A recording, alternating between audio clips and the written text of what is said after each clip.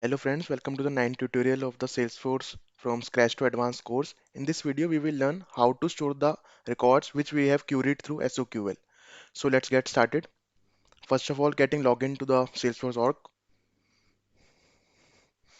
Then we will go to developer console and write our query.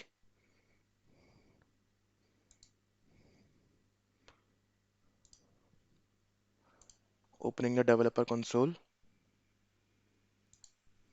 Now let's write a SOQL query.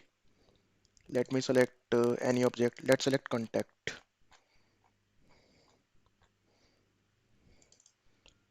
So we can select any field. So let's select first name, last name, and clicking on query.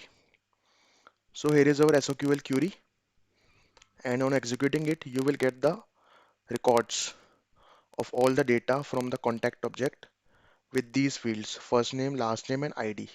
So you can see there are total 20 records. So now you can see that we have queried this record, but how to store this record? So to store the data which we have queried, we use a thing called collection. So we have three type of collections, namely list, map, and sets. So today we will learn about lists, how to store this data in the form of list, and then debugging the list to know to see that what the data which we have stored. So you can assume list to be a thing like container where we are storing our data. So let's create a list. So before that we have to create a apex class. So to create a apex class, we will go to file, then click on new, and then apex class. Let's name our apex class contact list. Clicking on OK, you will get this thing. So this is the class which is getting auto defined here. Now we will create a method inside the class. So declaring a method, let's name this method as contact method. So this is the syntax of creating a method. Now, if you are from a non-IT background, you may feel it a bit difficult because you haven't learned these things before. But with time, you will get to learn these things. So don't worry about that. Just currently learn about the syntax and how the things are getting done. So let me tell you in brief, although this is called as public, which it defines the access. So this method can be accessed outside this class as well if we use public keyword here. This is called static. This is also keyword. We'll learn about it more in detail. This is called void. This is a return type. So here is our method, and it's returning void. That means it is not returning anything. Neither it is returning any data type. It's returning void. So and this is the name of our method. Now we will declare our list where we will store the result of the SOQL query. So to declare a list, the syntax is this: list of contact, and we will name our list. Let's name the list con list is equal to new list contact. So our list is declared. Now, as we have queried the contact object, so we are mentioning here contact. If we have queried account object, then we will mention account in both the places here. And this is the way to define a list, a new list with the name con list. Now to assign the SOQL query, which we have made just before, to this list, this is the way. You have to write con list is equal to, then square brackets. This is the syntax, and then we will copy the query and paste it here. So now what has happened is the query which we have made, all the records are stored in this list, that is con list which we have created, right? So also let me tell you one more thing, that you can skip this step.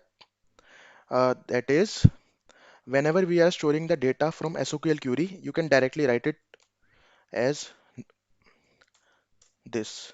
So you can skip this step of creating a new list, that is the new list keyword you can skip, right? So after that, let me show you how how it looks. So this is the way of debugging this list.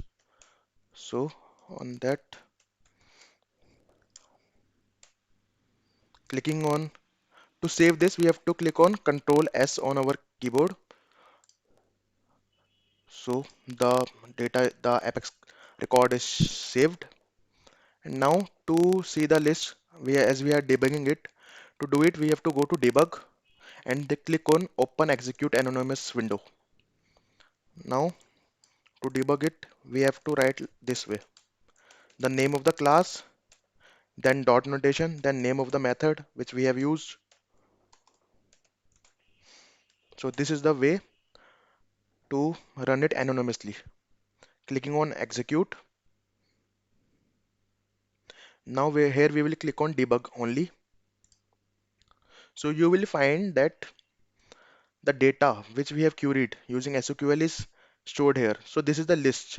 In this list, all the data with this ID, the fields of ID, first name, last name is stored. So this is the way. And what does this for means here? The for means that the debug line is in this fourth line, the debug statement. Also, let me show you one more thing. We can also debug the size of the list. So size of the list means the number of records. So this is the way to debug the size. And let me comment this line. To comment, we have to do it like this. So this line is no longer part of the code.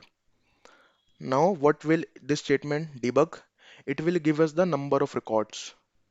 So clicking on Control plus S to save this, and then we have to click on debug. And you can also use this word execute last to skip that statement. Similarly, now we will click on debug only. Now here you can see 20. So that means the contact object has 20 records with these fields: first name, last name. Let me show you this number of records from query as well. So this is our query. Clicking on execute, you can see 20 rows here. So it is also getting verified from here. So this was all about how to store the data and assigning it to a list.